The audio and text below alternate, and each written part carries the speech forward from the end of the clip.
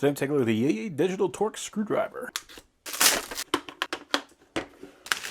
this is good. We actually got a certificate of calibration report, so at least we know that somebody looked at this to make sure that it was within spec. So if they applied 1.21 newton meters, they got a reading of 1.2, so that is very accurate. And at a 6.04, they got a 6.0, so again, very accurate. For counterclockwise, they got pretty much the exact same thing, so that makes this a very accurate torque wrench. And here is the torque wrench.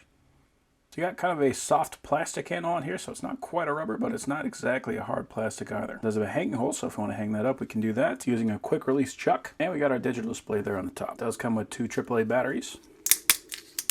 And it actually has a little screwdriver in the case, so we can replace those.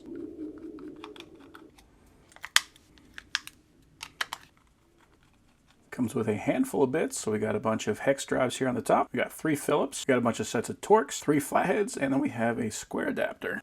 So with this, we can turn this into a socket driver. We got a few sockets, so we got 6, 8, 10, 12, 14, and we have another adapter. So this can take that socket drive and turn that back into a bit holder. So if you just needed a short extension, you can use that. We also have a longer extension, and this is about 4 inches. One thing I do like about it is there's no grip on here, so if we need to use this thing, we just twist it with our fingers. So does have a backlight, which is very nice. And right now it's set to have an alarm at 6 newton meters. We can change the units. So now we got inch pounds, foot pounds, kilograms per centimeter, and then back to newton meters. Right now it's set to track. So if I start applying torque, up to about 0.6. Now if we just want to see the maximum, we can hold U, and then we can press up. Now we're on peak. So now if I apply force, we can see that we stopped at 0.94. If I want to change that back, U again, change that back to track.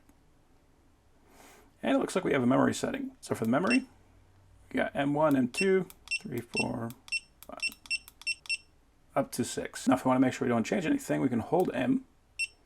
That will lock it. If we press it again, that will unlock it. Now maybe we want to change where the alarm is going to sound, so I'm going to bring that down. Let's go with 0.5. So if I start applying force at 85%, it should start giving me a warning. That way I know I'm getting close.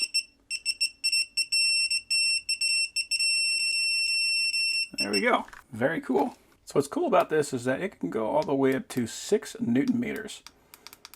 Now 6 newton meters isn't a lot, but what that means is that this is going to be very good for very fine torque ranges. You can usually get fairly low torque ranges with a regular torque wrench, but they get very inaccurate when you get to that low. So that is equivalent to 53 inch-pounds, which is about 4.5 foot-pounds. So if you're going to be working on something that demands a very specific tolerance and you don't want to strip it out,